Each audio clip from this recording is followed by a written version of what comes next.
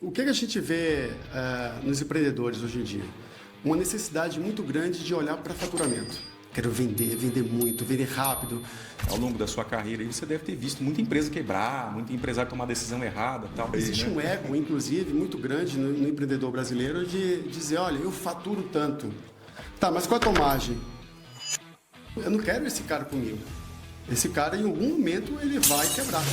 Se a gente, sei lá, passar numa peneira assim, né? Pouca gente vai estar nessa cesta. Mas assim, tem empresas que por mês eu coloco 2 milhões, 3 milhões por mês, eu coloco no caixa de volta para ele, por mês, durante muitos anos. Porque tem que ter muita coragem para você sair de empregos estáveis, de grandes multinacionais, para empreender no nosso país, né? Que não é nada fácil. É um ato de heroísmo e de muita coragem. Fala pessoal, esse é mais um episódio do nosso Pod Negócio São Paulo e o meu convidado de hoje, ele construiu uma carreira inteira em cima de uma habilidade rara. O que ele faz? Ele enxerga o dinheiro das grandes empresas, onde é que está o vazamento desse dinheiro, não é isso?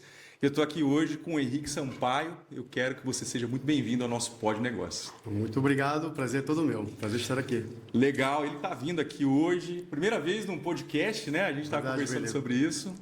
Acho que vai ser uma experiência bem interessante. Nós vamos extrair bastante informação legal. Eu tenho certeza que para quem está nos assistindo vai agregar muito mesmo.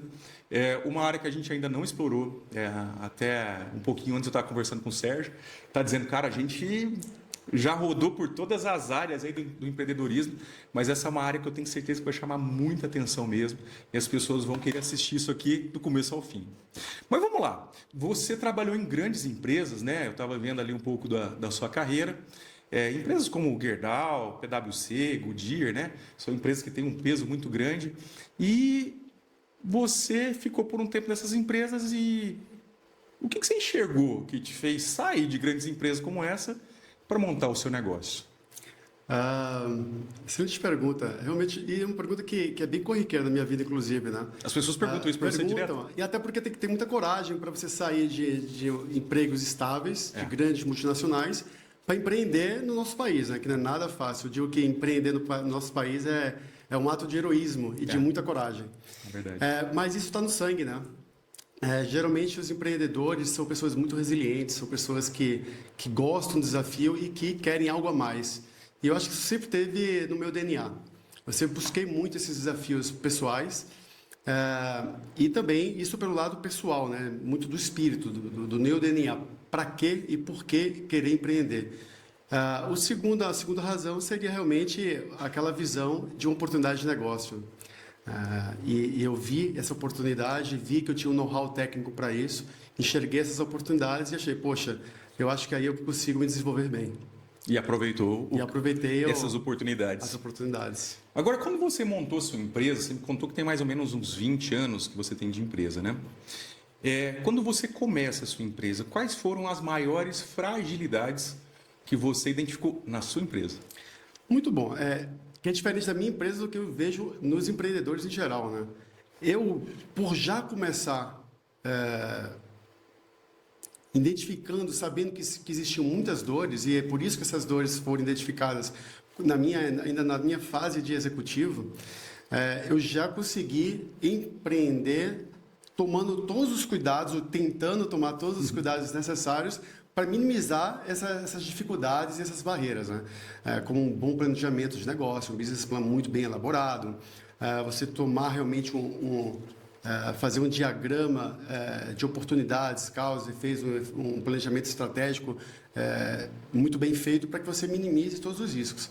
Mas eu senti, particularmente no meu negócio, a dificuldade de prospectar negócios.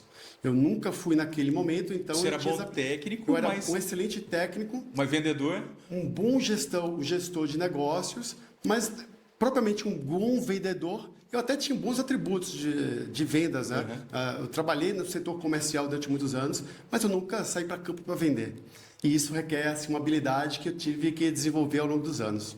Você sabe que eu sou o cara das vendas, assim, né? Eu estou há muitos anos fazendo venda, tem mais de 25 anos que eu atuo na área de vendas. 26, para ser mais exato, né? E E uma das coisas que eu acho que o empresário tem que ter, cara, é a habilidade de venda. Mas como é interessante, né? A gente que tem a habilidade de venda, a gente tem a carência da gestão, da visão, da organização, muitas vezes até do planejamento, porque a gente está com foco no resultado. E quando você tem o foco no resultado, você quer algo rápido. E não é o que um planejamento muitas vezes vai te mostrar, não é isso? E eu imagino que também, ao longo da sua carreira, você deve ter visto muita empresa quebrar, muita empresário tomar decisão errada e tal. Isso te deu algum feeling que hoje você olha para o empresário e fala, esse cara vai quebrar? Diariamente. É mesmo? Diariamente. Porque, assim, o que a gente vê nos empreendedores hoje em dia? Isso é muito cultural também, tá? Uma necessidade muito grande de olhar para faturamento. Quero vender, vender muito, vender rápido. Então, assim, até existe né? um ego, inclusive, muito grande no empreendedor brasileiro de dizer, olha, eu faturo tanto. Tá, mas qual é a tua margem? Qual a tua margem EBITDA líquida? Quanto sobra no teu caixa? No linguajar mais rasteiro, quanto sobra de dinheiro no teu caixa no final do mês? Né? Qual a tua margem? Porque eu conheço empresas que, com a DHS, a minha empresa, tem margens super altas, e eu tenho amigos que têm um faturamento 4 vezes maior do que o meu, mas o resultado líquido na última linha não chega nem próximo ao meu. Por quê? Porque é uma preocupação muito grande em vender, faturar, que eles não se preocupa com, tá, qual é a minha margem, como é que eu construo a margem, como é que eu construo o meu preço, né? Toda a ciência que tem lá do markup, da margem operacional, dos meus custos operacionais, de toda a gestão e governança, onde eu perco dinheiro ou não. E aí você vê essas pessoas claramente, em poucos minutos, conversando com ela, que ela tem muito pouca preocupação com aquilo, preocupação com, propriamente, fluxo de caixa, e aí, é questão de tempo para realmente ele passar por dificuldades. Mas dá para você dizer assim, qual que é o perfil do cara que quebra? O perfil, geralmente, são de empresários que não olham para a governança e para a gestão. Ele deixa isso terceirizado para o segundo plano e acha que isso aí é importante, mas ele não se debruça, ele não toma um cuidado muito grande para aquilo ali. O Henrique, tá, mas se a gente, sei lá, passar numa peneira assim, né? Pouca gente vai estar nessa cesta. Por isso que se você olhar, num ano, isso é dado do Sebrae, é dado público, tudo muito fácil de ser averiguado. Entre 20% a 25% de todas as empresas, elas fecham e morrem no primeiro ano de existência. Primeiro ano? Primeiro ano de existência. E tem um dado também que é... Claro que isso aí implica, isso depende, o número varia, porque a gente está falando de micro, pequena, média e grande empresa, né? Então, as grandes empresas já cai para 5%. Mas as pequenas, 20%, 30%, aumentando, depende justamente do tamanho do porte daqueles empreendimentos. Entendi. E você atende grandes empresas? Sim. Bom, vamos falar um pouquinho desse perfil, né? Porque o Brasil ele é formado mais por pequenas e médias empresas, né? E também por muitos empreendedores informais. Mas a gente também tem uma gama interessante de grandes empresas. Imagino eu que uma grande empresa ela deve ter mais lacunas onde o empresário perde mais dinheiro. Essa leitura está correta? Está corretíssima e isso é engraçado porque muitos acham que não. O conhecimento geral é que não, essas grandes empresas elas perdem muito dinheiro, elas têm uma governança super alinhada, elas usam os melhores RPs disponíveis no mercado, elas têm processos super alinhados e aí não se perde dinheiro. E isso não acontece. Muitas vezes, empresas muito grandes perdem dinheiro de forma silenciosa, ninguém vê. Aí que se dá o problema, aí que está a principal questão e o principal gargalo nas operações e nos resultados operacionais. Eu, por exemplo, eu trabalho, e a DHS, que é a minha empresa, a gente foca muito em varejo. 90% dos nossos clientes são grandes redes varejistas. E no varejo, sobretudo no varejo alimentar brasileiro, as margens operacionais, as margens são muito apertadas. O varejista, no Brasil, uma média, ele tem uma margem de 3%, 5%, quando muito bom. Então, assim, qualquer diferença, qualquer dinheiro a mais faz toda a diferença. Muito. E eles perdem muito por problemas processuais, problemas humanos também, né? A gente pensa assim, poxa, mas eu uso os melhores RPs. Tecnologia é uma coisa maravilhosa, mas a tecnologia ela vai te dar celeridade, ela vai te dar a capacidade de processamento muito boa daquilo que você faz. Se você faz aquilo errado, ele vai otimizar e ter muita eficiência no processamento de processos errados, te causando prejuízos relevantes no final do ano. Agora, conta aí para nós, cara. Não sei se talvez não precisa nem falar nome, mas qual foi o maior absurdo, assim, que pô, o negócio mais bizarro, mais absurdo que você já viu? Nossa, eu já vi muita coisa. São 20 anos fazendo esse tipo de auditoria mas assim, eu posso falar, eu não vou falar o mais absurdo, mas eu vou falar os absurdos mais corriqueiros e que são inimagináveis, principalmente em empresas muito grandes, né? Como uma falha boba que leva muito dinheiro e ninguém percebe. Um pagamento de duplicidade, por exemplo. Você pagar uma duplicata 2 vezes. Você fala, mas é impossível, eu uso... Volto a falar, tecnologia aqui de ponta e tal, mas existe um fator humano e processual ali que muitas vezes não está no radar do gestor. Bom, eu vou falar um negócio bizarro, tá, aqui. Não sei se você ficou sabendo dessa notícia ou não, mas uma prefeitura da região aqui, ele pagou um vale alimentação de 1,5 milhão errado. Olha aí. Um boleto falso. Cara, 1,5 milhão. E isso é falta de processo. Né? Nenhum RP ia detectar isso. Isso é falta de processo. Falta de governança, sobretudo. Né? O Henrique, um empresário do interior de São Paulo, que está nos assistindo agora, está vendo esse episódio agora, qual que é a chance que ele tem de estar perdendo dinheiro nesse exato momento? Muito grande. Muito grande. Como eu falo, os erros, eles são similares, mas obviamente mudam um pouco de acordo com o tamanho do empreendedor. Mas todo empreendedor, desde o micro até as grandes multinacionais, elas perdem dinheiro de forma silenciosa. O dinheiro vai saindo e drenando o valor da empresa sem se dar conta. O que acontece muitas vezes é que, para o grande empreendedor, aqui não chega a quebrar a empresa muitas vezes, mas drena valor ao ponto de você ter resultados muito relevantes. E você vai impactando o resultado final da empresa, esmagando margem, esmagando todo o resultado que é construído ao longo de muitas negociações e de muita gestão. Para o pequeno, não. Aí, e o médio, obviamente, ele tem muito pouco fôlego financeiro, isso aí corrói ao ponto de chegar a inviabilizar o negócio. Né? Isso, a gente estava falando um pouco antes, né, sobre o problema de empreender no Brasil, é que muitas vezes o empreendedor ele é um especialista naquele produto que ele vende ou naquele serviço que ele opera. No entanto, ele deixa a gestão financeira, a gestão operacional, a governança para um segundo momento ou para outra pessoa que não é da confiança dele. Não, né? Olha com os olhos de dono, é isso? Exatamente. E aí esse dinheiro vai ficando, todo esse processo vai ficando para um segundo patamar de importância e aquele dinheiro vai sendo drenado sem ele perceber a um ponto que daqui a pouco ele não tem mais fôlego financeiro, o fluxo de caixa dele está totalmente desalinhado, ele paga mais tributo do que deveria, ele está com erros operacionais que inviabilizam o negócio dele e aí quando ele olha para aquilo ali faz, poxa, não estou entendendo porque eu quebrei mesmo faturando muito. A minha previsão de faturamento era X, eu fiz 2X e mesmo assim não consegui sair desse buraco. Por quê? Caramba. Não. E quando a DHS vai até a empresa, você faz aí um levantamento, né, de tudo isso, onde é que está fugindo esse dinheiro? Você consegue mensurar até mesmo o dinheiro que já foi perdido anteriormente? Ou você começa a analisar dali para frente? Como é que funciona isso? Excelente. A DHS, eu costumo dizer que a DHS, a nossa principal função é implementar governança e ajudar a garantir as margens dos meus clientes. Como eu falei, a grande maioria dos meus clientes são grandes redes varejistas. E a margem nas redes varejistas é algo muito importante.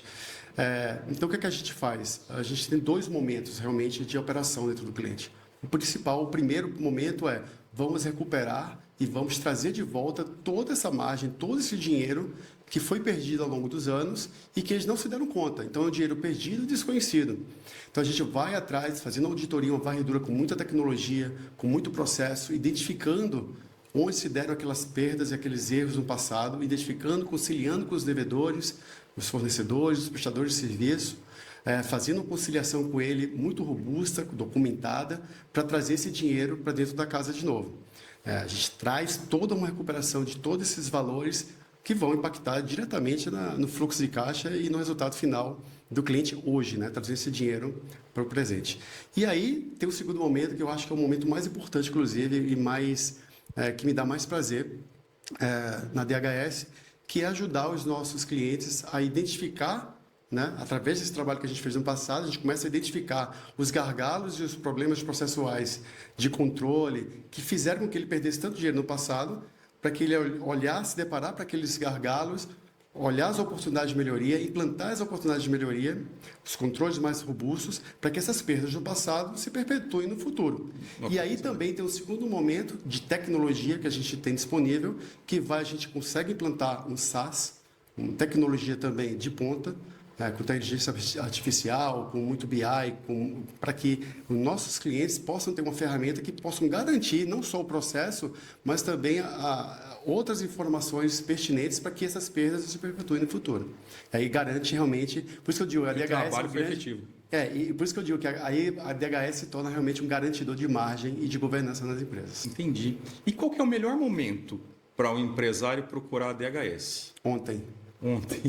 O quanto antes, porque eu digo assim, poxa, se eu voltar no passado para fazer esse trabalho, todo dia existe um limite de passado que eu consigo alcançar. Então, se eu vou até hoje, se eu consigo, digamos que eu consiga voltar 5 anos no passado. Se eu começo amanhã, eu estou perdendo um dia de dinheiro que você perdeu lá 5 anos atrás. Então, e esse dia pode ser muito relevante, pode ser um dia que você tenha perdido muito dinheiro. Muito dinheiro. Então, o quanto antes a gente introduzir governança e sustentabilidade nos seus negócios, melhor, né? Mas as empresas hoje, por exemplo, elas têm uma consciência onde eu vou montar uma empresa, eu quero que ela se torne uma grande operação.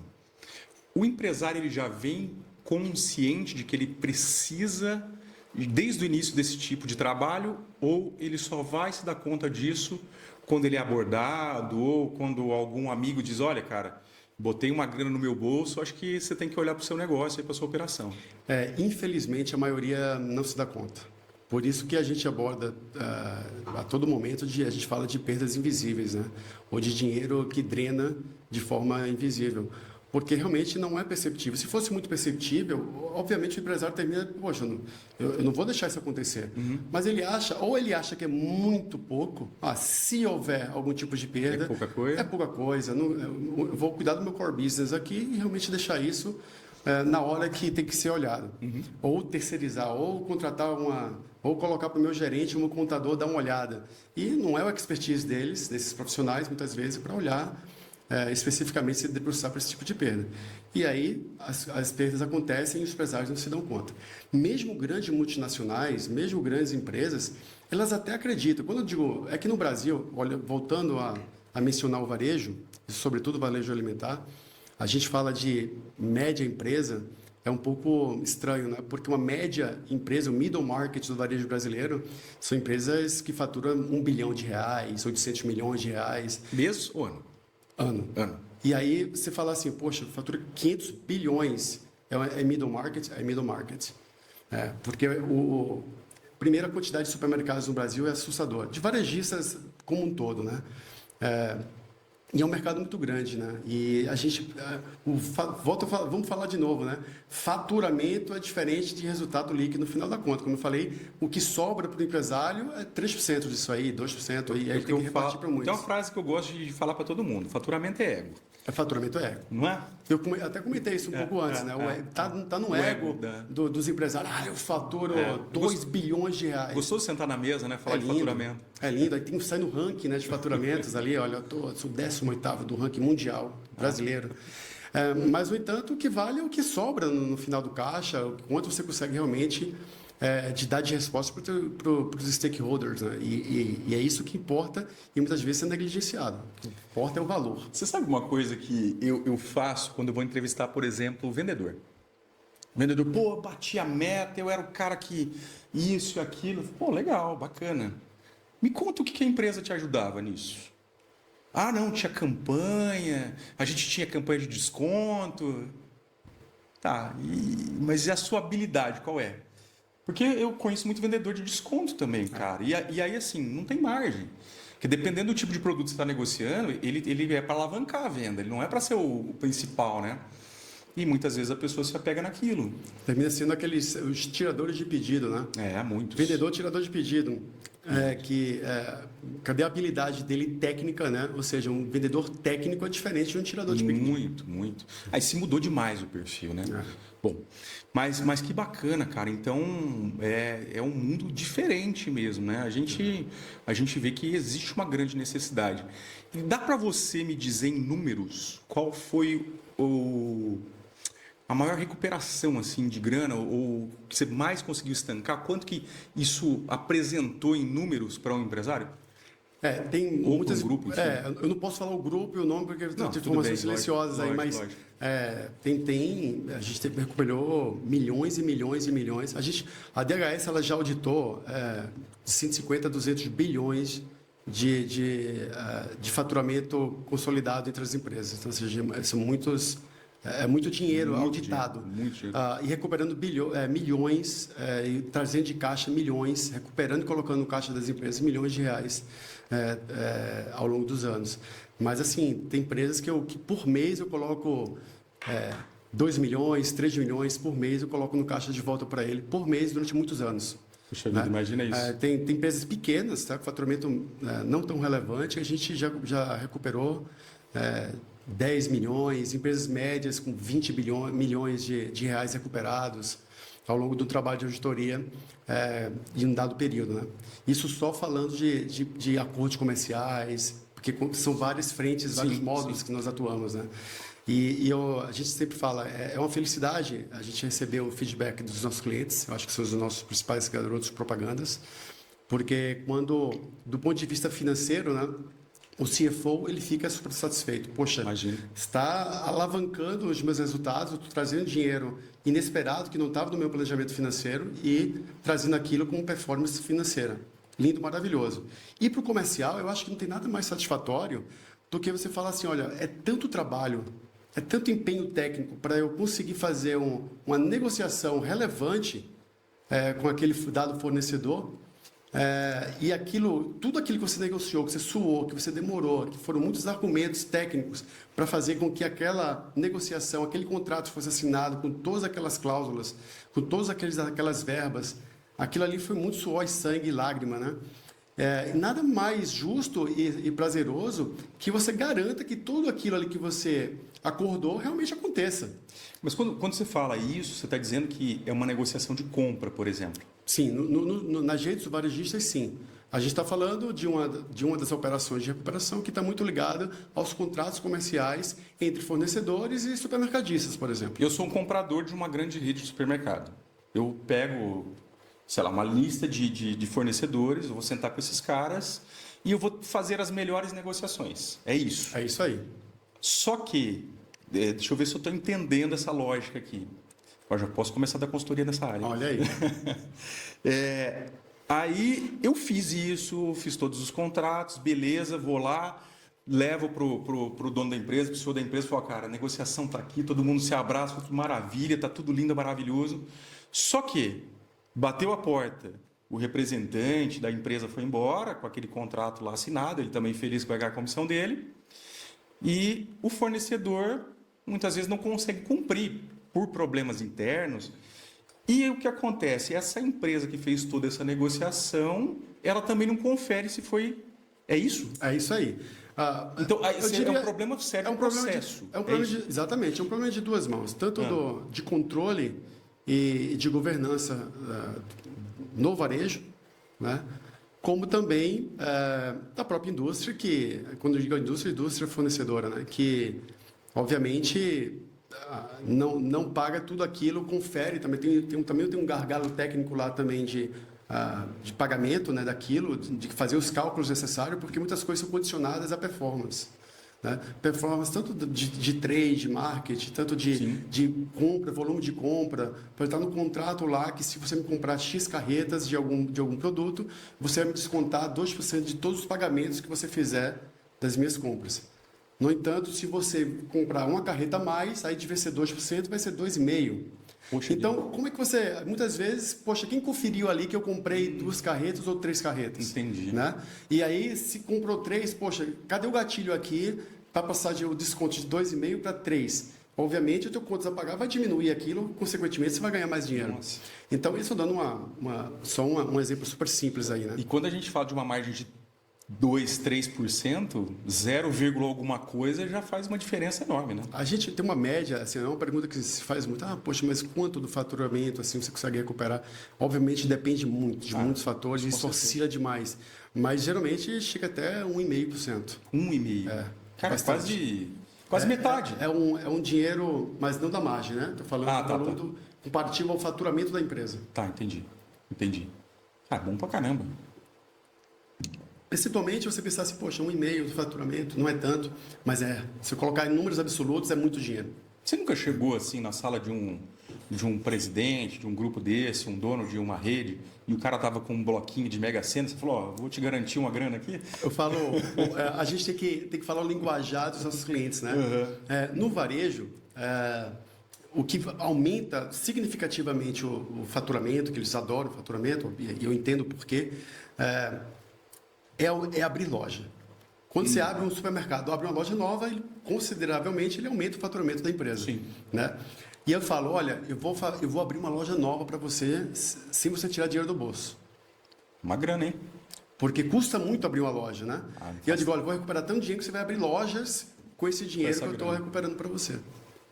Eu costumo, a gente tem trocado muito, a gente não fala muito recuperar dinheiro, trazer dinheiro de volta. Por quê? Primeiro porque não é esse bem o foco, né? Assim, um foco, e até para não confundir com outros serviços tributários, de recuperação tributária, fiscal. Porque já tem muito disso também, né? A gente não toca nisso. Nosso trabalho é meramente processual e garantir margem. Por isso que eu digo, a sua margem é super apertada, o meu trabalho está aqui para dar governança e fazer com que você tenha margens garantidas. Mas esse argumento não só de vendas, mas de percepção de valor, que é muito mais forte para o varejista do que falar, vou recuperar dinheiro. E agrega muito mais coisa, né? Sem dúvida. Muito mais coisa. E você, com toda essa experiência aí de 20 anos, 20 ou mais de 20 anos? Não, de experiência de profissional, muito mais, né? Que a gente, eu digo 20 anos porque a gente já trabalhava com editoria muito antes, mas a empresa ela tem 17 anos. 17. A DHS. Mas de experiência de trabalho já tem... um pouco mais, dá um pouco mais longa aí. Tem mais, Que legal. E aí você resolveu, então, escrever um livro. Isso. O Invisível que Drena Valor, é isso? Maravilha, exatamente. Conta um pouco sobre o porquê de escrever um livro, acho que a primeira coisa, né? Por que deu esse insight? Vou me aventurar assim, ou já tinha um sonho de ser escritor, enfim. Como é que foi isso? Maravilha. Eu acho que a jornada da decisão de escrever um livro, ele vem da junção de algumas fases da minha vida, né? E também de coisas que venham acontecendo. Então, foi uma convergência de valores da minha vida que culminaram com a decisão de escrever um livro. Acho que a primeira é todo o know-how técnico que eu tenho, que a gente vem falando aqui de auditoria, de enxergar, de gestão de negócios, entender onde os pequenos detalhes fazem realmente com que o empresário perca dinheiro ao longo dos anos e ele não se dá conta. É muito notório, muito claro que as empresas perdem dinheiro sem se dar conta que estão perdendo dinheiro. E isso não é uma questão ou um atributo de grandes empresas ou de médias empresas. Isso destrói, inclusive, chega à inviabilidade de pequenas empresas e médias empresas no país. Então, esse know-how técnico já foi o primeiro pontapé. Isso começou, obviamente, a tomar um pouco mais de corpo, porque, como empresário, eu participo de várias rodas de empresários, eu participo de conselhos consultivos, eu participo de rodas de mentoria, eu tenho os mentorandos, e, além disso, eu comecei a receber também, por conta das minhas postagens no LinkedIn, muitas perguntas, poxa, isso e aquilo, e claramente as dores eram muito parecidas. tanto dos empresários que eu auditava, as empresas grandes e médias que eu auditava, como dos pares e amigos empresários que vinham ali contar suas dores, suas dificuldades. Eu digo, poxa, mas você está perdendo muito dinheiro por bobagem. Existem formas de você implementar a governança aí para minimizar essas perdas. E são perdas que você conta isso no livro? Sem dúvida. O livro, ele mostra, eu acho que ele é um grande... não vou falar manual, porque senão vai achar que é um livro muito de autoajuda, né? Mas a ideia do livro é você justamente identificar e mostrar para ele como combater essas perdas invisíveis que corroem o resultado e chega até a inviabilizar algumas empresas. Tá? Isso, mas também tem outros aspectos ali no livro que são super importantes, né? Como a gestão pessoal do empreendedor, né? O ego, a questão de controles, governança, gestão de caixa, gestão de dinheiro, gestão do próprio negócio e como faz para identificar e combater esse dinheiro que, de forma invisível, vai sendo drenado ao longo dos anos. Então, isso foram os principais pilares. Mas o terceiro pilar, que eu diria que foi impulsionador, foi minha paixão por literatura. Eu gosto muito de ler, eu tenho uma biblioteca imensa em casa, adoro ler. E aí é uma coisa que leva a outra. Poxa, como eu gostaria de estar lendo algo aqui que mais pessoas tivessem acesso a tudo isso que eu vivo comentando nas minhas mentorias, nas minhas rodas de conversa com os meus pares empresários, em consultorias, na própria auditoria que eu presto para os meus clientes. Falei, poxa, por que não deixar aqui um registro de ajuda realmente de tudo aquilo que realmente não é identificado corriqueiramente pelos empresários e que termina drenando o valor, por isso o nome, diariamente na gestão de cada empresário. Entendi. E qual que é o capítulo que você acredita, assim, que quando o leitor está ali lendo, que mais incomoda, assim, que vai lá na carne mesmo? Fala, puxa vida, isso aqui é... Eu acho que é falar o óbvio, né? Você falar o óbvio, a gente fala o óbvio muitas vezes tem que ser dito. Isso aí. E claro, cada capítulo eu acho que ele é muito importante, né? Desde eu falo lá da gestão da vida do empreendedor, a gente fala de governança, como criar uma cultura depois que você criou a governança, e a governança está muito em você, empresário, colocando você como dono da empresa. Como é que você faz com que aquilo não seja uma coisa imposta por você, mas uma coisa da cultura empresarial? Então, lá está nos últimos capítulos isso. A gente fala de como o empresário cuidar da sanidade dele, tá? Do empreendedor, que muitas vezes é extremamente desgastante, mas falar o óbvio, da onde se drena valor, ele fala, não é possível que eu perca dinheiro com isso, né? Com fluxo de caixa, sabe? Entender que a minha formação de margem, minha formação de preço está equivocada, né? Que eu não posso dar desconto de forma discriminada, que eu não posso, que meu prazo de recebimento não pode ser diferente do meu prazo de pagamento, tem que estar encaixado aquilo ali. Você fazer um planejamento estratégico para saber para onde vai, entendeu? Então, falar o óbvio, mas mostrando realmente o dedo na ferida, eu acho que é o mais relevante do livro, realmente. E como, obviamente, como ajustar tudo isso, né? Entendi. Ô, Henrique, se você tivesse o poder, vou te dar um poder agora. Se você tivesse o poder de obrigar um perfil de empresário a ler o seu livro, que perfil seria esse? Essa pergunta já me foi feita. Para quem é, né? Porque eu já falo, poxa, mas esse livro é para quem? Eu diria que o empreendedor que está começando a querer empreender, ou que já empreende, mesmo aquele, não precisa ser um microempresário, tá? Pode ser um empreendedor que já tem uma empresa consolidada. Ele precisa ler esse livro, ele precisa ler o óbvio, ele precisa ver que realmente fazer eu falo muito isso no livro, né? Faça uma autoanálise, olha isso aqui, olha esse ponto, aquele ponto, que você vê que os resultados estão sendo drenados e você não está se dando conta. Então, eu acho que o empreendedor e aquele médio gestor que tem que começar a ter responsabilidades de gestão e de resultado, ele precisa ler esse livro. Vai ajudá-lo a colocar ele no outro patamar de interpretação dos valores e dos números que ele tem como responsabilidade diariamente. E a leitura é tranquila? Ou ele é um livro mais técnico? Essa foi uma das minhas principais preocupações na hora de escrever. Eu escrevi e reescrevi muitos capítulos, porque eu falei, tá técnico demais. Então, eu tomei uma preocupação muito grande de deixar um linguajar extremamente acessível, um linguajar que uma arquiteta consiga ler, não deixa de ser uma empreendedora muitas vezes. Eu acho que ele está dando uma dica aqui, viu, Bruno? Não, a dica não, é indireta. É direta mesmo. Né? Então, um arquiteta, um dentista, um médico que tem suas pequenas clínicas, que tem os seus empreendimentos, ele precisa ler isso muito e, obviamente, ele tem que ler e conseguir entender. Obviamente, existem alguns jargões, algumas expressões um pouco mais técnicas, sim, mas que a gente explica o que é. Legal. Tanto durante o livro, como também no final tem um glossário ali que ajuda bastante nas interpretações. Mas a gente tomou uma preocupação, eu tomei uma preocupação muito forte em tornar o linguajar bem acessível. Pagou uma problemas técnicos aí. Nós estamos com problema técnico na iluminação. Isso é coisa ao vivo, viu? Ao vivo, como assim, o Faustão falava, né? Quem sabe faz ao vivo. Quem sabe faz ao vivo.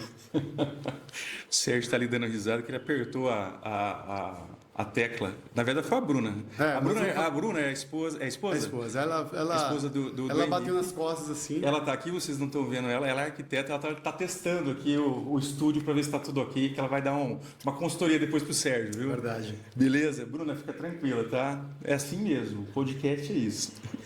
Mas que legal. E quem quer adquirir o seu livro, onde é que encontra?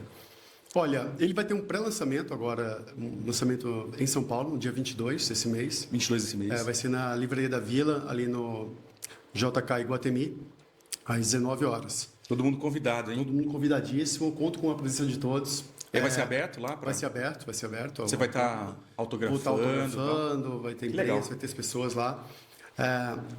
Mas ele vai estar disponível em todas as plataformas, Amazon, Mercado Livre e também através da própria editora AGM. Tem um link, a gente pode até colocar um link depois disponível. Vai ter online também? Vai ter digital? Sim, vai ter físico, tem a versão digital e a versão física, né? Legal. Eu sou old school, eu gosto do livro. Com certeza. De pegar no papel, virar, eu adoro isso. Me dá um prazer virar uma página. Às vezes fazer anotação. Fazer anotação. Marcar. Mas tem no Kindle, tem os digitais que processo para todos, né? Que bacana, que bacana. E tem valor definido ou não? Ou não? Tem um valor, eu não sei exatamente agora, mas é um valor super acessível, super em conta. O livro não é caro, dá para tranquilamente todo mundo comprar. A verdade é que assim, é um investimento principalmente para quem já empreende e também para quem quer empreender, foi o que você falou. Ele vai muito, é muito interessante, que é bem a ideia do nosso Pod Negócio, né? Isso aqui é um conteúdo para quem quer empreender, para quem sonha empreender, para quem já está empreendendo, que a gente troca muita ideia aqui, que traz muito insight, muita coisa. E é legal tudo isso que você está falando, eu já estou começando a pensar na minha empresa, já estou começando a me preocupar, onde é que está drenando uma grana que eu não estou vendo. Então, é verdade. Eu preciso ler o seu livro. O Invisível Drena Valor, ele fala de muitas coisas, não só do dinheiro propriamente dito, que se perde, mas fala muito de governança, fala de gestão de equipes de alta performance. Né? Me fala um pouco mais assim, a gente fala muito em governança e eu acho que isso traz até um pouco de dúvidas para as pessoas. Nem todo mundo sabe o que é governança. Governança corporativa, não é isso? Explica um pouquinho melhor isso aí. Vamos transformar isso, tirar totalmente do técnico e trazer para uma linguajar. Ter governança na área, abordando mais a área financeira, né? Seria justamente você ter controle da sua gestão operacional. Acho que um cafezinho eu vou aceitar. Quero sim. Aí, o Sérgio já trouxe um cafezinho para nós. Maravilha. Esse cafezinho é sensacional. Sensacional. E eu amo café, eu sou apaixonado. A Bruna que está aqui, eu gosto de café demais. Sabe bastante. Inclusive, eu gosto muito pro sul de Minas aqui para poder tomar café. Eu sempre pego. Quando eu vejo uma operação de pequenos agricultores assim, eu sempre faço questão de trazer. Muito bom. Mas voltando à nossa governança, assim, eu diria que isso se dá muito na gestão operacional de controles financeiros, controle de processos financeiros, controle de tudo que drena valor na empresa, que vai desde você saber formar um preço adequado, garantir suas margens, saber calcular suas margens, saber ter consciência de todas as operações, tanto financeiras como de vendas, como de produção, como de logística. Isso tudo é ter governança. Onde é que eu erro quando eu vou precificar o meu produto ou o meu serviço? Meu maior erro. Quando eu falo eu digo nós, empresários. Onde é que nós erramos na hora de formar o nosso preço? O principal erro é olhar para o concorrente. Esse é o principal erro. Aí faz, poxa, o meu concorrente está vendendo por 10, eu tenho que vender por 9, 9,50. Está errado. Quem sabe você pode estar vendendo, isso vai quebrar a sua empresa, tem que vender por 12. Deixa ele quebrar. Deixa ele fazer, ou ele está destruindo a margem dele de alguma forma. Então você tem que fazer seu cálculo de formação de preços, você tem que ver lá todos os seus custos operacionais, você tem que ver quanto você quer de margem, tem que colocar aquilo ali, tem que ver quanto é o markup, tem que fazer o quanto sobra, todas as distribuições para sair ali no final a tua formação de preço ideal. Aí você pode, com base nisso, saber quanto você pode estar de desconto ou não. E aí sim, com base nesses números, você pode olhar para o mercado, você vai olhar para o seu concorrente, você vai olhar para ver se aquilo ali é viável ou não. Mas primeiro você tem que fazer o dever de casa, você tem que fazer sua formação de preço adequada para depois sim olhar para o fornecedor e não o contrário. Fornecedor não, né? O concorrente. Mas olha só, interessante o que você está dizendo. Mas, por exemplo, supermercado. O cara vende sal. Sal é sal. Tem a marca A, marca B, marca C. Olha que não é, hein? Aí eu coloco uma embalagem bonita, diz que é o sal do Himalaia, aí já não é mais sal. Não, tudo bem. Mas vamos lá. O mesmo sal da mesma marca. Um vende a 1,99 e o outro está vendendo a 2,39. E aí? Qual é a mágica, né? Lembra que eu falei da importância das negociações comerciais? O quanto que o comprador ali está suando para fazer uma boa negociação e que não é só o preço, mas ali ele tem uma série de outros benefícios, de verbas que ele coloca ali dentro, que viabilizam de repente ele colocar mais margem ou não. É muito complexo dentro de uma rede varejista que a gente tem que separar as coisas. É um empreendedor pequeno que tem um produto. Eu tenho um produto. De uma rede varejista que tem, um contrato com grandes fornecedores e ali ele tem uma série de outros números associados à composição de preço dele, né? Inclusive o próprio fornecedor muitas vezes ajudando ele no sellout, por exemplo. Ou seja, cara, eu quero desovar, eu quero promover um pouco mais essa marca aqui, vamos dar um desconto maior e eu banco esse desconto para você porque eu quero volume de vendas. Ou, se possível, isso acontece muito também, né? Vamos acelerar a venda disso, ou a promoção de um produto novo, na implantação de um novo produto. Então, às vezes, você vê essa diferença de preço, ela está muito associada, não pela formação de preço, mas pelo poder e capacidade de compra daquela rede de supermercado. Ele comprou muito bem. Muitas vezes o volume ajuda muito, né? Quanto maior o volume, você consegue barganhar preço melhor, mas também todos esses acordos. Agora, quando você tem uma empresa muito sadia, com governança, mais uma vez falando isso, com esse invisível não sendo drenado, esses valores e todas essas verbas não sendo perdidas, você consegue ter margens operacionais mais robustas e, obviamente, você consegue ter preços mais competitivos. E é um ciclo que faz ali, dentro do teu PDCA, rodando ali, que você consegue aprimorar, testar, verificar e executar, e você consegue ter resultados relevantes. Mas aí a gente volta naquela primeira ideia, que daí agora faz sentido o faturamento. Concorda comigo? Sem dúvida. Quando eu estou com tudo alinhado, que eu realmente consigo analisar quais são as minhas margens, aí o faturamento mais alto faz sentido. Sem dúvida. Isso. Faturamento, ele faz sentido. Ele só não pode ser o mais importante, ou o único importante. Entendi. Visar só isso. Só o seu faturamento só faturamento, entendeu? Entendi. Mas, obviamente, você tem que vender. Você cresce vendendo, né? Todo mundo quer vender mais. Eu quero vender mais. Mas eu tenho, por exemplo, para eu vender mais no meu caso, eu tenho que ter capacidade de atendimento. Sim. Né? Então, o meu negócio é escalável ou não? Eu consigo atender 1.000 clientes de uma vez? Eu consigo atender 10.000? Ele é um produto, eu tenho capacidade de produção para aquilo ali? É uma tecnologia que eu consiga, é um SaaS que eu consiga crescer exponencialmente e escalar aquele negócio? Sim ou não? Então depende muito. Vender, óbvio que ele é maravilhoso e faz parte do crescimento saudável da empresa. Mas como eu falei, tem que ser saudável. Você tem que ter uma capacidade ali de governança interna para sustentar aquele crescimento. E, obviamente, fazer sentido aquele crescimento, né? Não crescer por crescer, mas crescer como consequência de uma boa gestão. Pergunta que eu acho que pode ser interessante para todo mundo. O que é mais fácil de precificar? Produto ou serviço? Do ponto de vista de empresário ou de vender? Vender, eu diria, precificar, porque assim, muitas vezes o serviço ele tem um fator, para quem está comprando, muito subjetivo. Né? Ele é customizável. Ele é super customizável e você pode dizer assim, olha, eu vou vender um serviço advocatício. O meu honorário é 10 mil, o seu é 8. Mas, cara, obrigado, mas o meu é 10 porque eu sou melhor. Porque eu sou melhor, que tenho os meus resultados, etc. Então, é um pouco mais intangível, muitas vezes, a valoração de um serviço pessoal. Né? Existe dentro de uma ramificação de classificação o que chama de gray hair, né? Que é aquele negócio que ele é dominado por uma pessoa, gray hair porque é uma pessoa experiente, um consultor, por exemplo, é um negócio de gray hair, que ele não é escalável, depende justamente dele, mas ele é altamente lucrativo, a margem dele é muito grande, porque ele fala, eu posso precificar alto, porque eu tenho know-how técnico, eu tenho experiência, eu tenho resultados históricos que comprovam a minha habilidade diferenciada em relação à concorrência. Então, ele consegue precificar e justificar aquela precificação. Então, o serviço tem essas peculiaridades. O produto, muitas vezes, não. Como você acabou de dar o exemplo do sal, muitas vezes existem vários concorrentes similares àquilo ali e que você não consegue ver no produto uma diferenciação muito grande. Sal é sal. O serviço você entrega um resultado diferente. Exatamente. Você consegue justificar muitas vezes aquilo ali que, olha, o meu serviço ele é diferente por isso.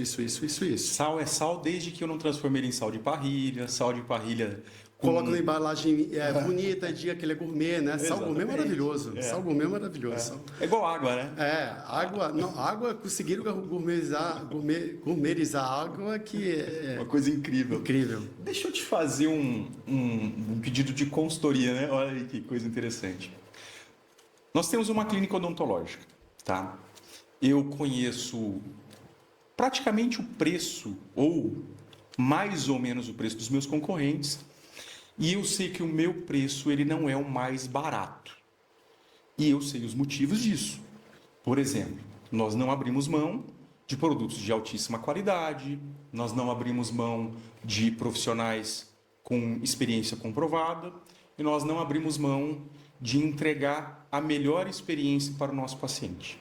Por isso, é justificado que o meu preço não é o mais barato. Dentro do que a gente entrega, eu costumo dizer para o nosso paciente, dentro da nossa entrega, o nosso é o melhor preço, dentro da qualidade que a gente tem. Está correto pensar assim? Corretíssimo. É isso aí. Partindo do pressuposto que as suas margens estão super equilibradas e que você até nem precise cobrar aquele valor, tá? Mas você se diferencia dos demais. Por isso, esse diferencial, ele tem valor e tem que ser precificado. Tem que estar na formação de preço, sem dúvida alguma. Cara, eu entrego algo a mais. Esse algo a mais, existe um valor nele. E esse valor, obviamente, vai ser percebido para aqueles usuários ou aqueles clientes. Está certíssimo. E aí cabe ao setor de marketing, ao setor de vendas, usando todos os artifícios que existem hoje, de redes sociais e tudo, ou boca a boca, muitas vezes na cidade, e dos clientes que utilizam aquele serviço, de dizer, olha, realmente o serviço é diferenciado e ele vale esse valor. Ele é até barato cobrar esse valor por tudo que entrega. Pelo resultado que entrega. Então, a gente pode dizer que a gente consegue, dentro do serviço, oferecendo o mesmo serviço, mas, logicamente, que a entrega é muito diferente. Então, você consegue precificar de forma diferente também. Exatamente. Existem dois fatores aí relevantes, William, que eu vou ganhar, precificar mais, porque eu preciso precificar mais, porque eu gasto mais, com ambiente, com profissionais mais caros. Para garantir o resultado. Porque senão, se eu cobrar menos, a operação não se sustenta. Esse é um ponto. Isso é fato. Não Isso é um ponto mesmo.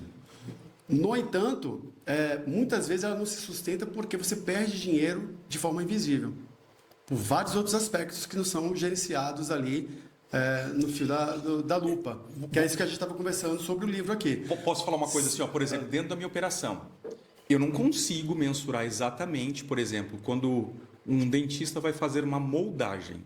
Não existe uma quantidade pesada, exata, para que isso aconteça. Então, por exemplo, pode ser que um dentista ele use 100 gramas e o outro use 250. Pois é, e o nível de desperdício seja o dobro, olha aí. É. Entendeu? E não faria sentido ele usar aquele 100 gramas a mais. É. Então, e por isso que eu digo, é um invisívelzinho que vai embora e ele fala, poxa, existe um benchmark aqui que diz que para fazer esse tipo de forma é 100. Por que eu estou usando 200? Mas às vezes ele não tem esse benchmark, ele não tem esse dado que comprove que, poxa, estou gastando 200. Mas aí como é que eu faço isso? Eu tenho que catalogar algo? Eu tenho que criar um playbook onde ele tem que seguir aquela regra, é isso? Nossa, lá na DHS a gente tem playbook para absolutamente tudo. É mesmo? Para absolutamente tudo.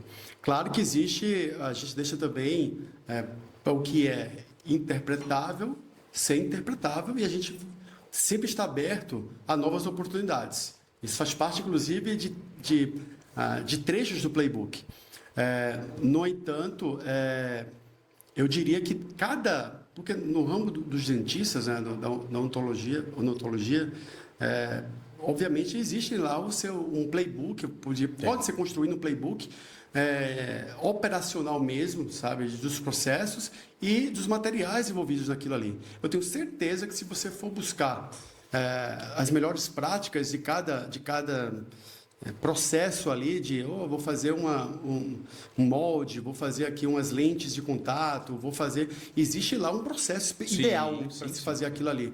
Eu vou gastar tanto desse material, tanto dessa resina, tanto dessa cola, e ali deve ter um ideal. E aí, com base nisso, você tem que fazer um processo para dizer quanto eu usei em cada procedimento. Isso está catalogado? Isso está controlado? É difícil. Sim ou não? E dentro da odontologia, até onde eu sei, que não é a minha especialidade, obviamente, o valor da matéria-prima é muito alto. É caríssimo. Caríssimo. Então, se você consegue cortar esses custos invisíveis que vão indo embora, a sua margem operacional já aumenta bastante. E aí, se você baixar um pouco o preço, ele não vai impactar na tua viabilidade de negócio, por exemplo. Sim. E aí você vai estar aumentando o seu preço, não por uma necessidade de sobrevivência, mas por uma capacidade de percepção de valor que o teu negócio tem frente aos seus concorrentes. Olha só que interessante. Gostei disso, hein? Gostei bastante. Vou ler o livro, vou focar nisso. Mas você também, Henrique, você tem uma pegada de cuidar da mente, cuidado com o corpo. Você é um cara que se preocupa com isso, correto? Você tem uma rotina, alguma coisa que você faz diferente, que você acha que muitos empresários negligenciam? Muitos empresários e gestores, tá? de grandes multinacionais, eles estão sempre muito pressionados. Existe, na verdade, William, uma cultura, isso é muito brasileira, tá? E de outros países, mas no Brasil eu vejo isso de uma forma muito relevante. Você teve experiência fora do Brasil, né? Exatamente. A experiência de quanto mais trabalhar, quanto você menos dormir, quanto você menos tirar férias, é melhor. Aquilo é mais valorizado. Que baita profissional é esse? Olha, ele não descansa, ele dorme 2 horas por noite. É um monstro. Esse cara, eu quero ele. Eu não quero esse cara comigo. Esse cara, em algum momento, ele vai quebrar, né? Obviamente, todo empreendedor que tem sucesso, ele teve suas fases de trabalhar, não dormir e girar a cabeça. Isso é necessário se você quer tracionar o seu negócio. Um período você... Mas aquilo não pode ser uma rotina de vida para toda a sua vida. Eu digo que eu sou um empreendedor, eu sou um gestor, que eu trabalho 24 horas por dia. Se eu estou acordado, eu estou trabalhando. Mas é um trabalho diferente, porque eu estou sempre pensando no meu negócio. Eu estou aqui, estou falando... Isso aqui não deixa de ser... trabalho. Né? É um trabalho. Eu estou trabalhando, eu atendo o telefone, eu estou esquiando, eu faço reuniões de networking que vão me gerar negócios, que vão ajudar a minha empresa de alguma forma. Eu vou te falar um pouco mais daqui a pouco, mas eu salto de paraquedas até lá mesmo. Você salta de paraquedas? Salto de paraquedas, sou paraquedista. Que legal. E aquilo me ajuda no negócio também. Claro. Mas, então, negligenciar a própria saúde, no Brasil tem uma cultura de heroísmo. E eu não vejo muito bem assim. Eu acho que é necessário, em alguns momentos, você se dedicar ao máximo, realmente, para poder colocar o seu negócio em pé. Mas é importantíssimo você ter uma válvula de escape. Você saber resetar a sua mente, o seu corpo. Então, eu cuido muito do meu corpo. Eu me exercito diariamente. Eu já fiz vários esportes, desde futebol, na minha infância. Mas você fez algo profissional assim na área do esporte, não? Quase o futebol chegou perto. É. Mas realmente eu não, como eu não era um Ronaldinho Gaúcho, na minha época eu não era um Ronaldo Fenômeno, né? Eu digo, olha, eu sou. Vamos baixar a bola que aqui não é. Eu gostava muito, era mais uma paixão do que, vamos dizer, uma qualidade nata como jogador. Mas eu gostava de jogar, adorava. E depois, obviamente, eu fui esportes, eu adoro esquiar, eu adoro. Eu fiz crossfit, faço crossfit há muitos e muitos anos. Uns 13, 14, talvez 15 anos já de crossfit. Me exercito, corro, nado, faço de tudo. E hoje uma paixão que reseta a minha cabeça, a minha mente, é o paraquedismo. Então eu uso o paraquedismo como uma terapia.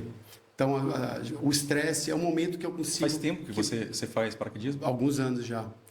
E o paraquedismo é um momento que você tem que ter um foco. Eu sempre, em alguns artigos até que eu escrevi para o LinkedIn, eu comento isso, né? Fazendo um paralelo do paraquedismo com o mundo dos negócios, a importância de você ter resiliência, de você ter procedimento, de você realmente saber o que está fazendo do começo, meio e fim, ter domínio total daquele teu processo. E no paraquedismo você tem que ter isso, porque é a tua vida que está em julgamento. Você tem que ter domínio e tem que ter calma nos momentos mais difíceis. Já passou por algum perrengue? Se você tem uma pane, você tem que ter muita calma para identificar aquela pane e saber o que fazer naquele momento para poder não morrer. Muito curto também, né? De tomar decisão. É curto, mas aí você é treinado para aquilo. Você tem um tempo. Mas você já passou perrengue? Já passei perrengue. O que aconteceu? Já passei perrengue de fazer manobras equivocadas, de o paraquedas não abrir adequadamente, e você tem que tomar decisões rápidas ali. Se você tem situações que você consegue consertar na queda livre, e tem situações que você vê que aquela pane ela não tem o que fazer, você tem que abandonar o paraquedas principal e acionar o reserva, né? No paraquedismo, ele tem muitos procedimentos de segurança que são redundantes, né? Então, você tem o paraquedas principal, você tem o reserva, você tem mecanismos ali que podem salvar a tua vida, como um DAA, que é um dispositivo de abertura automática. Se você tem um mal súbito, por exemplo, o paraquedas ele abre o reserva em determinada altura, entendeu? Então, assim, existem vários procedimentos ali que salvam a tua vida. Mas o que eu quero dizer é que qualquer esporte... E eu vou até mais além, que tem pessoas que não são do esporte realmente, apesar de achar que o esporte ele salva vidas, ele dá um reset de dopamina, de adrenalina, de tudo aquilo que você precisa, além da tua saúde, para o teu corpo e obviamente para a tua mente, como consequência. Ele não é o único escape, você pode fazer outras coisas. O importante é você cuidar da sua saúde, da tua mente principalmente, de uma forma rotineira. Então, meditação, eu faço meditação, caminhadas, escalada na montanha, ir para a praia, caminhar, nadar, até ler um livro, um romance, coisa que você consiga realmente se desligar daqueles teus problemas, dar uma relaxada e você voltar depois para o teu mundo real. É bom, né? De uma forma mais tranquila e menos estressante. A vida do empreendedor é muito estressante. Sabe uma coisa que eu gosto, cara? Eu gosto de acampar. Eu já fiz muito na minha infância. Acampar é maravilhoso. Mas assim, um camp mais Nutella, né? Não acampar sem... Na minha época era mais raiz, né? A gente está falando dos anos 80 aí. Mas hoje em dia eu já abdiquei, até porque a minha digníssima, ela não gosta muito de mato, não. Eu estou com 2 crianças pequenas, cara, e eu preciso fazer isso agora. Eu tô programando para levar eles. Eu fiquei um tempo aí sem ir, mas eu acho muito gostoso. Eu acho que essa conexão com a natureza e outra, você tem que... Por mais que, né, a gente tenha a barraca lá, aquela proteção, tudo, mas tem uma organização para isso, lógico. Né? Você tem que pensar no lugar onde você vai colocar, não pode ter galho ali para cair. Até porque ninguém quer passar perrengue, né? Lógico. Já não é confortável. Vamos ser sinceros, acampar não é confortável. E eu acho que é isso, né? Tirar um pouco também desse conforto e fazer com que você se desconecte daquilo que você está muito... Eu estou numa fase que eu estou muito trabalho, casa, filho, sabe?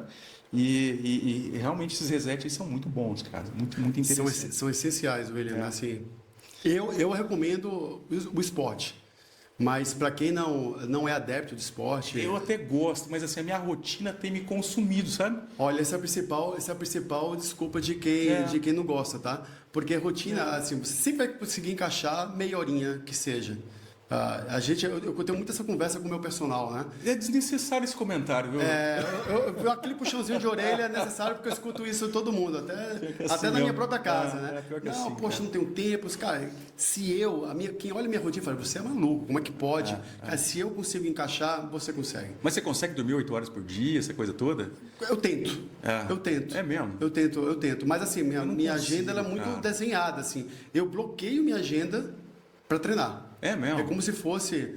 você olha a minha agenda... Como se fosse algo que... É como se fosse uma reunião de trabalho. É uma reunião de trabalho. Então, aquilo ali é uma agenda. Poxa, se você tem um horário marcado com um cliente, você não deixa de atender aquele cliente porque você está cansado.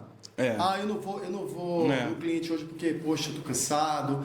Não, cara. Mas que hora você bota o exercício? É sua obrigação consigo mesmo. Então, você tem que encaixar aquele momento pensando na tua saúde, no teu bem-estar e no teu futuro. Mas que horas você consegue fazer isso? Ou vou de manhã bem cedo, ou vou... Que horas? Às 6 da manhã. Eu comecei às 5, mas... 5 é muito. Para mim não encaixa. Mas cada um tem sua natureza. Por incrível que pareça, eu treino muito, William, muito na hora do almoço. Então, minha hora eu treino muito na hora do almoço. Claro... A minha logística favorece isso. Eu tenho uma academia bem ao lado, de onde eu trabalho, bem no meu escritório. Então, treino, volto. Almoço e volto. Eu não perco muito tempo. Entendi. Mas muitas vezes, se eu treino, não deu, porque às vezes não dá. Você viaja? Viajo bastante. E aí eu treino no hotel à noite. Entendi. Eu treino... Veja só, e muitas vezes não é aquele super treino. Mas eu faço alguma coisa. Você fazer 10% é melhor do que não fazer nada. Isso é fato. Então, alguma coisa sempre nem que seja para o teu psicológico dizer, poxa, hoje eu treinei. A alimentação também regrada, essa coisa lógica. A alimentação, o sono, né? O sono é importantíssimo. Eu sou ruim com sono, cara. O sono é importantíssimo. Eu durmo tarde, quando você começar a ter uma rotina de treinos mais adequadas desses escapes de mente, você vai ver que seu sono vai melhorar, sua qualidade de sono vai melhorar bastante.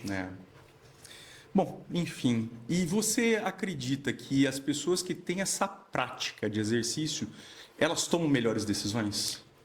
Com certeza. Se você somente está mais equilibrada, se você está mais descansado, se você está menos estressado, você toma decisões de forma menos impulsivas e mais analisadas. E aí você consegue, obviamente, não só ter uma performance nos seus negócios, como na sua vida pessoal também, que termina impactando na sua vida profissional por consequência, né? Então, você dormir bem, você ter se hidratar, ter uma qualidade de vida, de exercícios e de alimentação, vão levar você a ter um corpo e uma mente mais sã, né? E aí, com consequência, tomar decisões mais equilibradas. Legal. Tem que olhar para isso. Tem que olhar com cuidado para isso. Você falou um trecho aí da nossa conversa sobre tecnologia, SaaS, IA, todo esse tipo de coisa, e você tem um sistema, né, que você oferece para os seus clientes. Como que é o nome desse sistema? Audit. Audit, maravilha. E esse sistema ele nasceu de alguma dor real da sua empresa ou você enxergou isso antes no mercado? Cara, eu vou montar minha consultoria, mas eu preciso atuar nisso aqui. Como é que surgiu isso? Ela veio como consequência das dores do meu cliente. Dos seus clientes. Então, o que a gente faz? Eu falei ali que a gente sempre olhava para o passado e trazia aquelas margens perdidas, né? Aqueles valores super bem negociados com os fornecedores, aqueles contratos, aqueles valores exaustivamente, né, negociados ali e terminam sendo perdidos ao longo do tempo de forma invisível, e minando a margem operacional, a margem resultado dos meus clientes. E eu recuperava tudo aquilo e ajudava os meus clientes, apontando para eles aqueles erros do passado, para que melhorias fossem implementadas de processo hoje, para que aquelas perdas do passado não se perpetuassem no futuro. Eles tentavam fazer isso, né, essa melhoria de processo, mas sempre vinham outras pessoas, outros processos e combinavam com as margens de novo e perdas voltavam a acontecer. Então, eu sentia a necessidade de não só ajudá-los a ficar enxugando gelo. Recuperava, eles perdiam. Recuperava, eles perdiam. Eu via essa dor muito grande. Eu falei, poxa, eu tenho que ajudar eles a eles terem essa percepção de valor realmente, de mudança de patamar, de uma parceria de longo prazo, algo que possa fazer com que eles garantam a margem que eles negociam, o resultado e governança que tanto eles prezam. Como é que eu posso fazer isso com tecnologia? Então, a tecnologia vai ajudá-los justamente nessa percepção, nessa garantia das margens e desse controle das verbas comerciais, para que, além de todo um BI de inteligência do processo de negócio e de controle de contratos, para que garantam, né, para que a garantia dessas verbas e dessas margens sejam alcançadas a longo prazo. Bom, a gente está vivendo num momento muito forte de IA, inteligência artificial. Muito debatido, a gente já não consegue mais acompanhar, porque cada dia é uma IA nova, cada dia é uma tecnologia nova. A disputa entre as grandes empresas, né, de inteligência do mercado ficou absurdo, né? Então a concorrência é cada vez maior. A pergunta que eu queria te fazer é: você acredita que empresários serão substituídos por inteligência artificial? Que boa pergunta, hein? Porque eu respondi isso até há pouco tempo para minha irmã. Curioso, né? A tecnologia ela está aí para nos auxiliar. Eu uso muito a IA. O próprio Audit tem muita IA embarcada nela. A IA é maravilhosa. A IA, como qualquer tecnologia, seja um sistema, um ERP, ou sistemas que são utilizados nas empresas, eu até falei antes, aqui quando nós estávamos conversando, eles são ferramentas que elas vão processar informações com muita celeridade. Ele é um instrumento onde vai fazer com que informações sejam processadas super rápida, com eficiência. Só que se ele processa informações equivocadas e processos ineficientes, ele vai processar a ineficiência muito rapidamente. Muito rápido, Então, esse é o primeiro ponto. A IA, ela é uma ferramenta que vai ajudar, e já me ajuda, e já ajuda todos os empresários. Quem não utiliza isso hoje está para trás, ficou para trás. Tem que utilizar para tudo, mas utilizar com inteligência. Onde é que eu posso substituir e otimizar o processo? Processo. É isso que a IA tem que fazer, otimizar e ganhar tempo com aquilo ali que você poderia fazer com IA. E ela te dá todo o subsídio de informação e de dados para tomada de decisão. Mas a tomada de decisão estratégica tem que ser do empresário. Ele tem feeling, né? O norte do teu negócio, a análise estratégica tem que ser feita por um humano. A partir do momento que você terceiriza isso para um IA, a sua derrocada está a poucos degraus aí na frente, sem você perceber. Para a liderança, onde a IA é uma ferramenta e onde ela é uma ameaça? Ela é 100% uma ferramenta. Ela é uma ferramenta por justamente tudo isso que eu acabei de falar. Ela começa a ser uma ameaça a partir do momento que você terceiriza decisões. Você usa ela para tomar decisões e não como subsídios de informações para a sua tomada de decisão. Então, a tomada de decisão com base em análise de dados e de informação tem que ser sua, com seus critérios, com a sua experiência. E não a terceirização dessa tomada de decisão à IA. A IA, o que eu devo fazer? Vou para aqui e para ali. Não. Ela vai falar uma coisa aleatória com base em vários outros dados que talvez não sejam interessantes para você. Então, você tem que usar ela como ferramenta. A palavra é essa. Ferramenta de processamento de dados, ferramenta de culminar e juntar informações e os dados que você precisa para uma tomada de decisão eficaz. Mas quando você está numa empresa que você está fazendo as suas análises, fazendo seus levantamentos, você já viu alguém usando a IA de forma errada? Nossa, toda hora. Hoje em dia, assim, primeiro, saiu até um comunicado ontem do LinkedIn, né, que eles vão fazer uma varredura porque no LinkedIn virou um grande celeiro de escritores de IA. As pessoas são, eu publiquei artigos, poxa, eu dedico tantas horas, tanto tempo, dados pesquisando para escrever artigos, para escrever coisas ali, faço revisões. Muitas vezes eu uso o IA para revisar aquele dado, para buscar um dado. Olha, por favor, me busca um dado que corrobore essa minha informação. E mas ele passa as informações, mesmo assim eu checo. Porque às vezes as fontes não são confiáveis. Aí eu vou, mando colocar link, olha naquele link para ver se aquele dado é confiável. Então, assim, eu uso, mais uma vez, uso a IA como ferramenta. Mas, assim, o LinkedIn acabou de falar que vai ser realmente, o algoritmo vai começar a limar essas pessoas que utilizam aquilo ali como processo de escrita e de autoria, né? De artigos e de textos. E eu acho que isso está acontecendo também no mundo dos empresários. Tem empresário que está colocando produtos, escrevendo livros. Eu vejo livros escritos por IA aí, dá uma dor no coração, gente. Não, mas esses tempos começou a aparecer muito para mim nas redes sociais oferta de empresa que escreve livro para você. Pois é.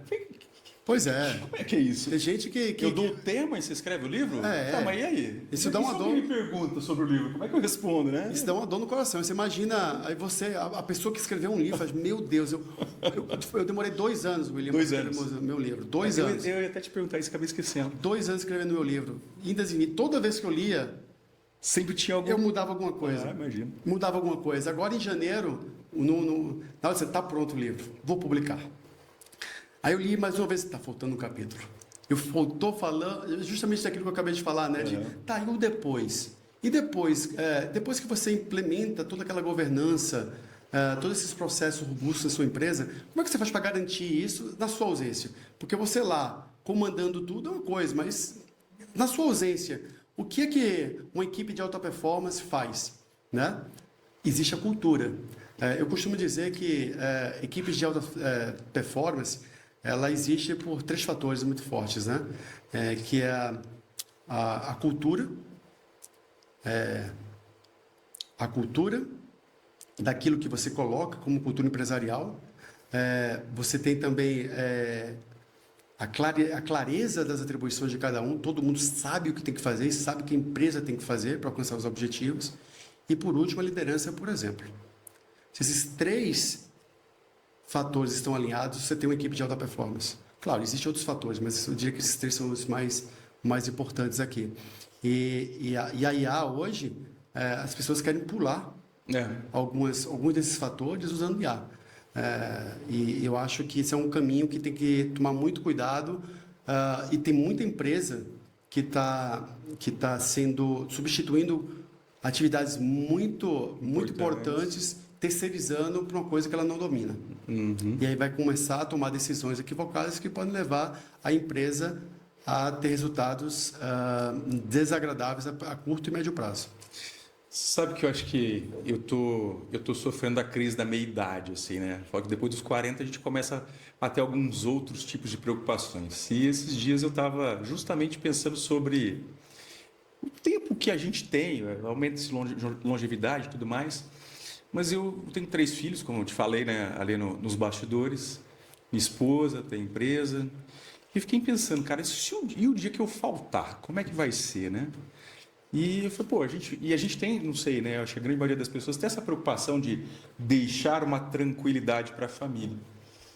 E o que eu vejo também, um erro, talvez você pode até corrigir esse meu ponto de vista, mas é justamente isso. Eu não preparo para que a minha empresa ela se perpetualize. Ela não tenha uma dependência da minha pessoa. Porque se eu vier a faltar, a empresa morre comigo. Exatamente. Não é? E essa é uma garantia também para a sua família, né? Para a pessoa que é empresária. Ela fazer com que o seu negócio continue acontecendo, existindo, mesmo sem a sua presença, a sua existência. E isso, logicamente, te traz uma tranquilidade quando você está aqui. E se caso você não tiver mais, né, nesse plano, a empresa vai continuar trazendo recursos e garantias para a família, né? É isso aí. Que é uma coisa... E eu estava justamente essa semana pensando sobre isso, cara. Como é importante a gente pensar que a empresa ela tem que andar com as próprias pernas. E não é no sentido de, eu não quero trabalhar, ou eu quero que as pessoas façam. Não, mas ela tem que ter uma história, né? Ela tem que se perpetuar, né? Uma preocupação que eu tenho, que eu sempre tive na DHS, como fundador e como CEO da empresa, claro que isso depende muito do estágio de maturação da empresa, o tamanho da empresa, para falar como falar agora, sim, né? Sim. Mas como um dos principais papéis, um principal papel do CEO que eu me preocupo muito, é fazer com que a empresa cada dia dependa menos e menos de mim, da minha atuação e do meu dia a dia.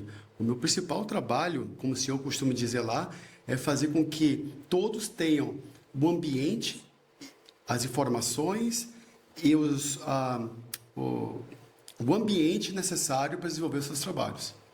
Então, para mim, o meu trabalho está muito mais em fazer com que eles dependam o mínimo possível de mim e que eles consigam desempenhar e dar performance na empresa na ausência do fundador. Né? Perfeito.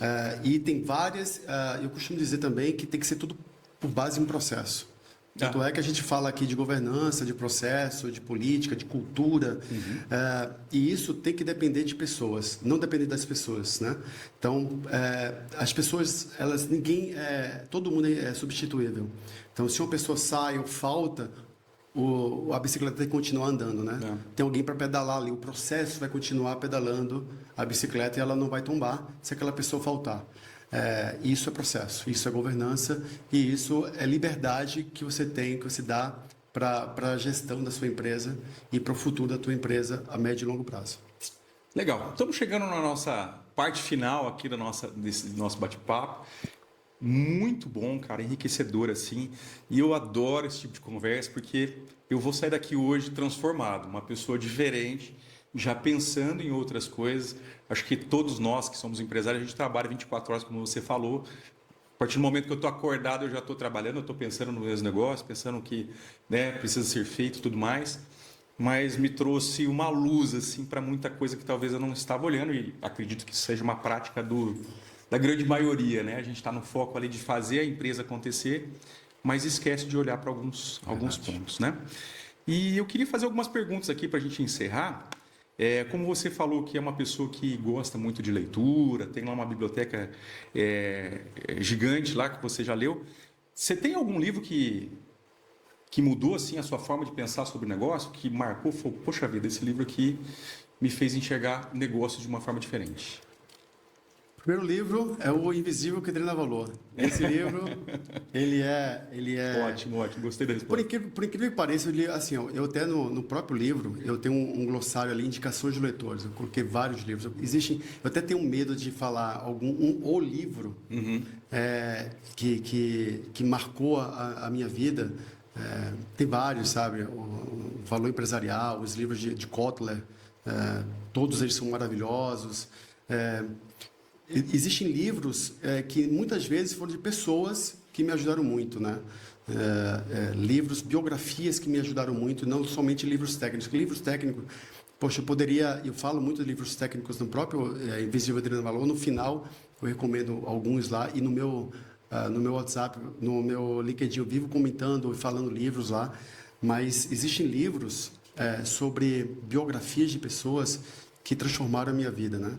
Que eu falo, poxa, isso aqui me ajudou, por exemplo, o livro de Amir Klink, da travessia dele, aquilo me deu uma visão que é muito importante para o empreendedor, que é a visão da resiliência, do preparo. Amir Klink jamais teria cruzado o Atlântico naquela, que eu chamo, ele brinca, né? Ele não fala isso, mas naquela canoinha dele, que é uma canoa, não sei se você já viu, de remo, aquilo é um absurdo que ele fez. Se não tivesse muito preparo, muita informação e muita resiliência. E aquilo me moldou como empresário. Você sabe que a resiliência eu trago muito para inteligência emocional, né, cara? A resiliência acho que tem muito a ver com inteligência emocional, né? Sem dúvida. Como é que eu lido com essa situação exata agora? Ontem eu estava assistindo um filme na Netflix que chamou O Predador. Acho que é O Predador o nome desse filme. Não sei se chegou a assistir. Não sei se você gosta de filme, não? Não, eu adoro. Eu gosto de série, filmes.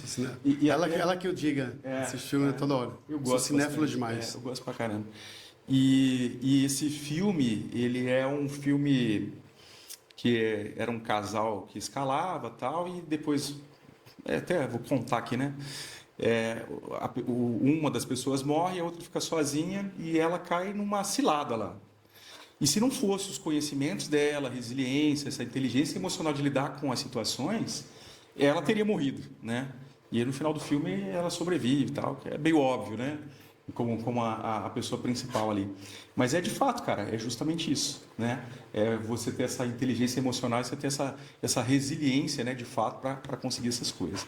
Bom, e se você pudesse olhar lá para o Henrique, quando ele tinha 25 anos, que conselho que você daria para esse Henrique?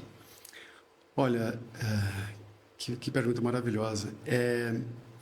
Eu acho assim, eu tomaria muito cuidado com o que eu falaria para o Henrique, porque eu acho que todos os erros que ele cometeu com 20 e poucos anos, transformaram ele, fortaleceram ele para ser o profissional que eu sou hoje, né? Mas eu diria para ele se qualificar muito, sempre, ter coragem, né? E acreditar que o impossível ele é possível muitas vezes. Ele é só impossível porque alguém falou, alguém não conseguiu e disse que era impossível. E não acreditando que era impossível, dá para ir lá e fazer, né? Então, eu daria muito mais conselhos de motivação do que técnicos, claro, porque eu poderia ter evitado aquele erro, aquele outro, sem dúvida, mas esses erros construíram o Henrique de hoje. E eles foram importantes para o meu aprendizado e para a minha maturidade empresarial de hoje, né? Eu vejo, cara, às vezes acontecem umas coisas assim no dia a dia que eu falo, caramba, cara, por que aconteceu isso, né? Mas eu sempre fico pensando justamente da forma que você está me dizendo aí, o que isso vai me trazer lá no futuro? Qual será o próximo desafio que eu vou olhar para essa situação e dizer assim, bom, aqui eu já domino, né? É verdade. E cada erro é um aprendizado, na verdade é essa, né? Bom, para a gente encerrar, Henrique, onde é que as pessoas conseguem te encontrar? Maravilha. Acho que o principal, para aqueles que são mais técnicos e empresários, acho que usam muito o LinkedIn. E no LinkedIn eu estou lá como Henrique Sampaio. Pode pesquisar também pela DHS, o grupo DHS, porque vai me encontrar também como CEO e fundador. Ou então pelo meu Instagram, que é o H_Sampaio. O Henrique Sampaio também vai me encontrar lá. E aí vai ter um pouco mais do meu dia a dia, das minhas atividades diárias ali, que termino conhecendo um pouco mais da pessoa e menos do profissional, mas obviamente tem coisas de trabalho ali também. Que legal, que legal. Então, fica aí a dica para você que quer conhecer mais, acompanhar aí a vida do Henrique, os artigos, né, saber mais sobre o livro, enfim, o trabalho. LinkedIn, quer conhecer ele mais como pessoa, é o @H_Sampaio, que está lá no Instagram. Então, fica aí o convite. Maravilha. Henrique, quero te agradecer, cara, pela oportunidade de ter você aqui no nosso Pod Negócio. Enriqueceu demais o nosso conteúdo. Vai ter muito conteúdo bacana, depois a gente vai soltar os cortes aí também. E também quero agradecer para essa galera que veio com a gente até aqui. Obrigado pela sua audiência de sempre. Tem gente que realmente está aqui com a gente em todos os episódios. Pessoal que gosta muito dos conteúdos. Então, obrigado mesmo por dividir esse espaço com a gente. Eu que agradeço, Felipe. Foi um grande prazer. Legal. E obrigado. A gente agradece a você que veio até aqui. Esse foi mais um episódio do nosso Pod Negócio São Paulo. Nós que somos os representantes, né, dos empresários do interior de São Paulo. E a gente acredita muito que o empreendedorismo, por mais que seja difícil no Brasil, ainda pode mudar a vida de muita gente. Beleza? Obrigado para você que nos acompanhou até aqui.